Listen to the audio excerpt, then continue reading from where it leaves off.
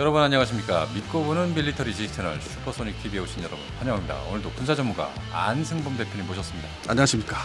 자, KF-21 양산 1호기가 드디어 출고를 했습니다. 세상에 드디어 이 KF-21이 나왔다를 공표를 했어요. 신고식이었죠, 신고식. 신고식을 아주 강력하게 했죠. 그래서 우리 또 저한테 질문하신 게 왜 복작이야 또 얘기도 있어요. 그러니까요. 네. 많은 분들이 궁금해요. 왜 단자기가 아니고 복자기가 등장을 했을까? 뭐 그 이유가 뭡니까? 군사 무기적인 측면에서는 조종사 양성을 하기 위해서는 복자기가 우선이잖아요. 그렇죠. 우선이죠. 실전 배치 예. 실전 배치 직전에 또 조종사가 또 거기에 적응하는 시간이 필요하잖아요. 예, 그 훈련이 필요하기 바로 때문에. 뭐 전투 비행에서 스크램블 나가는 건 아니니까 인도가 되고 나서 바로 네. 나가는 건 아니기 때문에. 그렇군요.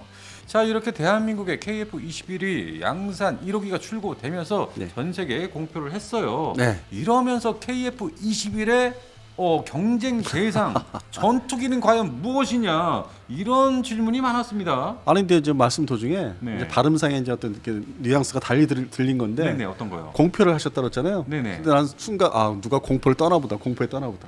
Fear. 공포에 떠는 전투기가 공포에 떠는 전투기가 있다. 있겠다 싶은 순간 또 제대로 던지시네요. 순간 그게 싹 들어오더라고. 그래서 공포를 느낄 전투기 뭐가 있을까요? 몇 달 전에 좀 이제 다른 해외 유튜버 쪽에서 유튜브 업계에서 이제 얘기 나온 게 프랑스가 지금 아주 뭐 극대노를 하고 있다, 뭐 떨고 있다. 그게 이제 국내에 들어왔었잖아요. 미칠 지경이다 프랑스. 그래서 또 국내 유튜버 업계에서 우리 밀리터리 유튜버 업계에서 미칠 지경이다. 뭐 예, 그런 그게 뭐 얘기를. 유행어처럼 이렇게 돌았었어요. 근데 그 당시만 해도 몇 달 전만 해도 네. 뭐 이렇게 과장되게 저기 얘기들을 해 서로 했는데 이제 현재 3월 이제는 25일 날 신고식을 딱 치르니까 진짜 떨겠다. 그러니까 대표님도 KF-21의 경쟁 기종은 단 하나, 프랑스의 라팔이다.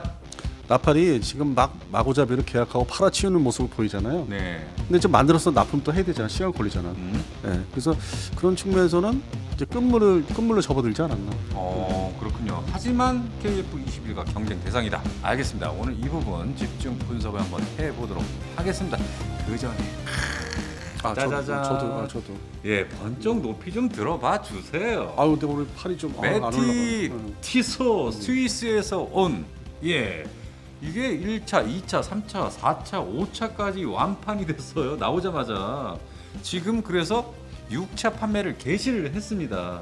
제가 평상시에 말씀드리잖아요. 네. 이게 가성비 너무너무 좋은 이 시계라고. 그러니까 38만 원대 이렇게 되는데 이 정도 시계를 38만 원에 55% 할인을 해가지고 판매를 하니까 슈퍼소닉에서만 이 정도 가격에 판매를 합니다.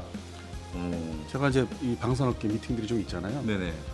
그분들이 요즘에 갑자기 뭐 시계나 좋은 거 찾다고 롤렉스냐고. 그러니까. 그래서 깜짝 놀랐어요. 제가 몇 번을 말씀드리지만 롤렉스에서 제작을 담당했던 디자이너가 이 메티 티솥에 와서 디자인을 한 시계가 바로 이 메티 티솥입니다. 그러니까 디자인이 굉장히 흡사할 수밖에 없겠죠. 하여튼 가장 최근에 인사받은 게 저도 깜짝 놀랐죠. 예, 그러면서 또 이 서브 시계로는 KF-21이 또 양산 출고식을 했기 때문에 KF-21 기념 시계. 시계도 이제 메탈 시계. 날개를 달아서 예, 되죠. 이걸 또 서브 시계로 차고 다니면 좋을 것 같아요. 이렇게 번갈아 이제 차면 되죠. 예, 이 KF-21을 기념하는 KF-21 메탈 블록 2 시계입니다. 자, 여러분들 고정 댓글에 링크를 달아놨으니까 클릭하셔서 구경도 해보시고 마음에 드신 물건들 구매하시면 될 것 같습니다.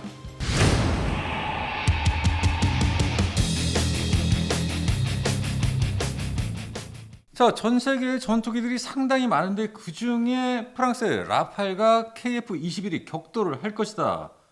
맞습니까? 이제 여러 나라들이 지금 뭐 추가 발주라든지 신규 발주를 하는 게 라팔 전투기인데 거기서 이제 공통점이 살살 이제 이렇게 나타나는 게 네. 이집트 공군도 라팔, 인도 공군도 라팔, 인도네시아 공군도 인도네시아는 라팔. 라팔, 그다음에 아랍에미리트도 라팔. 음.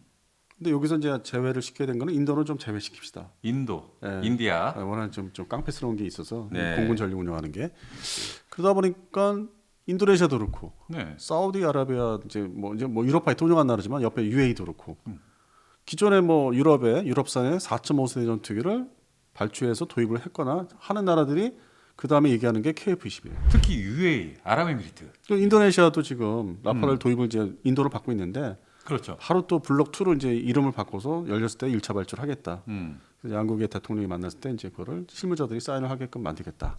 그래서 그런 측면에서 공통점들이 등장하죠. 그러니까 네. 기존에 한 개 기종의 전투기에 이제 몰빵하는 유럽이 이제 그런 편인데 서유럽의 나토 국가들이 나머지 나라들은 또 중동 지역이나 이제 동남아시아를 보면은 여러 가지 전투기를 이제 MRF를 많이 보유를 하려고 하는. 네.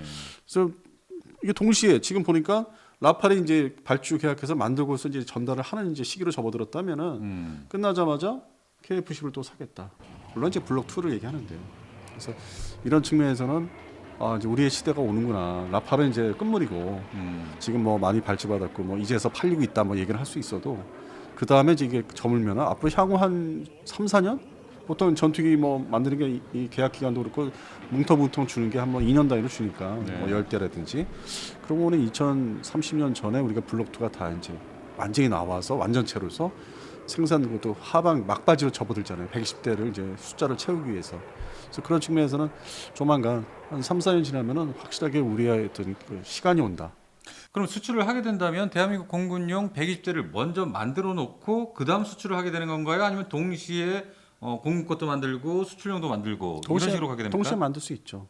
아, 라인을 이제 이게 뭐 라인이 무슨 시설 기계가 고성능 기계가 깔려 있는 게 아니라 네. 쫙 순서대로 이렇게 조립하는 거기 때문에 그런 측면에서 이제 이 사천에 아주 오래된 KF-16 때부터 라인을 깔았던 그 공장의 이제 길이가 있는데 좀 부족하다 싶으면 옆에 지금 또 부지를 또 확보하고 있어요. 건설을 제가 여름 때 기억이 나는 게 여름 때 그 공장 그런 거를 더 이제 확보하려고 건물들을. 네. 그래서 현재 새 해가 바뀌었고 그러면 이제 어느 정도 또 밑에 작업을 할 거예요.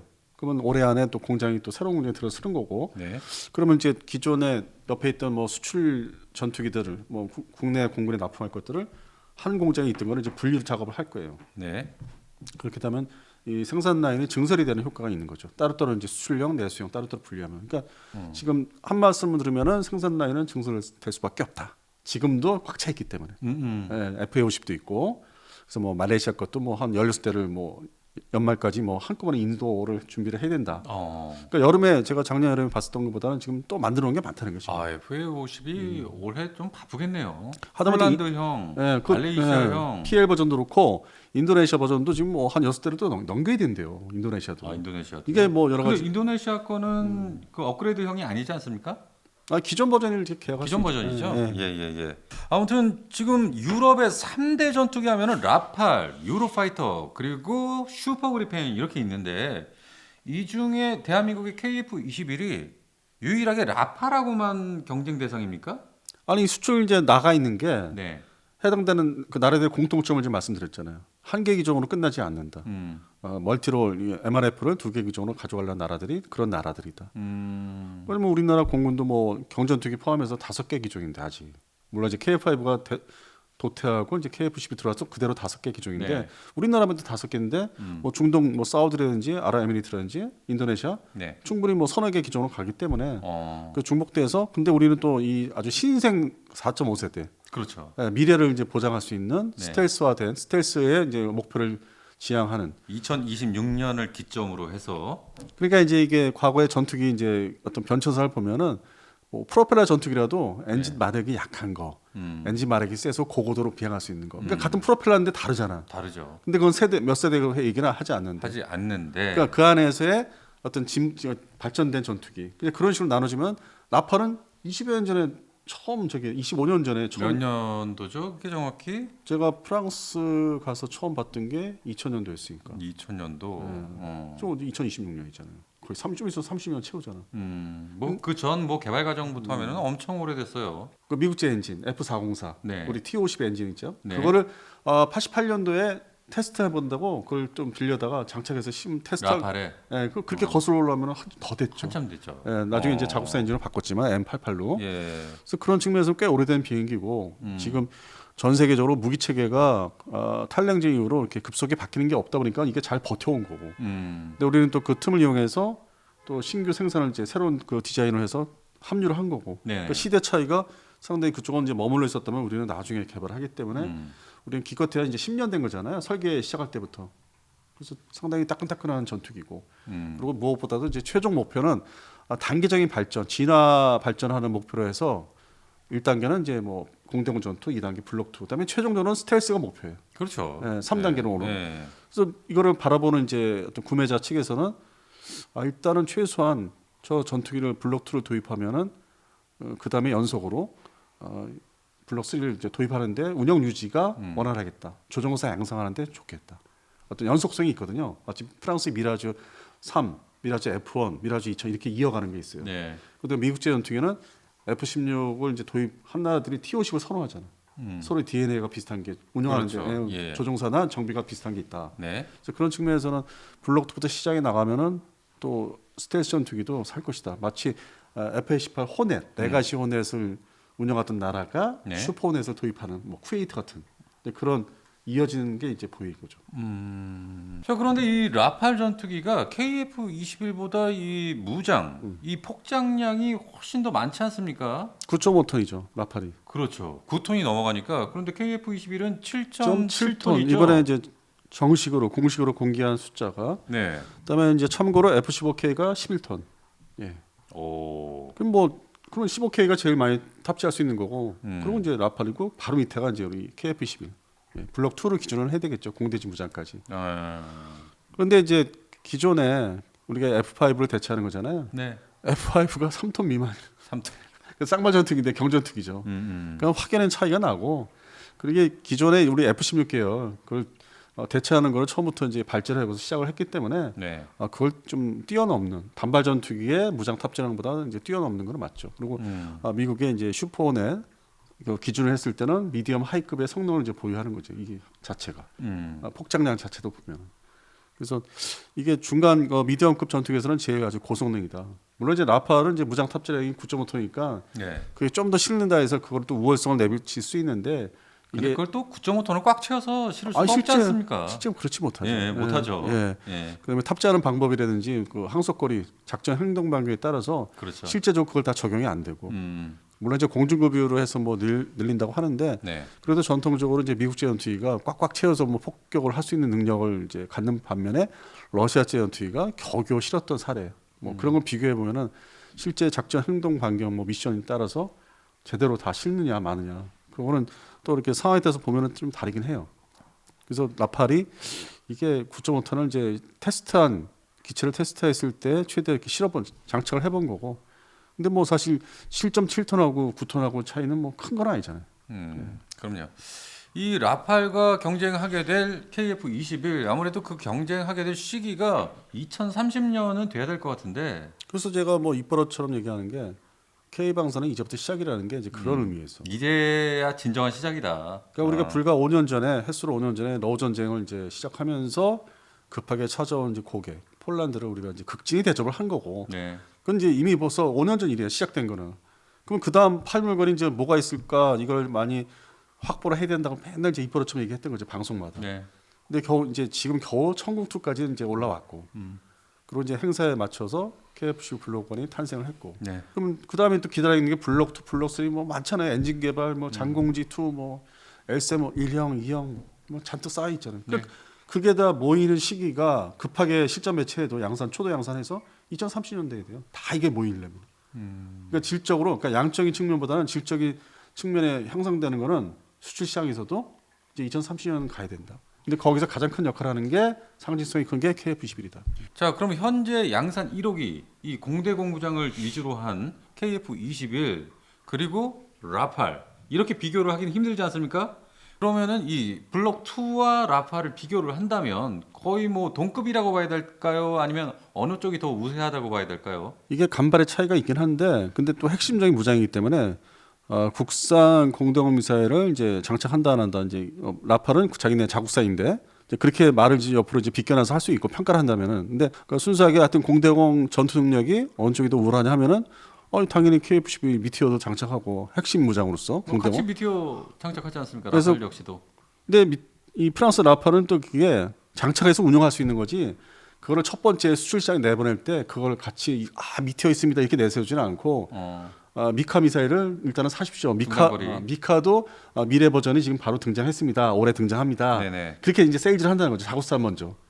근데 이제 고객이 원하는 미사일이 미티어는 발사 안 돼요. 아니 발사돼요. 다 테스트했어요. 우리 유럽에서 MBDA에서 다 했어요. 근데 이제 그게 공동 개발이고 이 주력 업체가 이제 그 지분을 가져가는 게 영국이다 보니까 일단은 이제 미카 미래 버전 미카부터. 예, 그러니까 자국산. 그래서 그런 측면에서 비교를 하면은 좀 색다른 또 비교가 될 수 있는 거죠. 네. 그러니까 능력으로 따지면은 성능에 따지면은 양쪽 다 미티어를 운영할 수 있는 건 맞고. 맞고. 근데 국산 미사일을 갔을 때 우리가 이제 2030년대에 국산 단거리가 나오니까 실전 배치가 네. 시작되는 게 이제 그런 측면에서 비교하면은 어느 쪽이 더 이제 가격으로 들어가겠죠. 성능은 이제 뭐 대등할 테니까. 아 결국에는 가격. 성능은 거의 뭐 우리가 이제 그 모델을 유럽제 미사일들의 모델을 삼아서 우리가 개발을 하는 거기 때문에 목표가.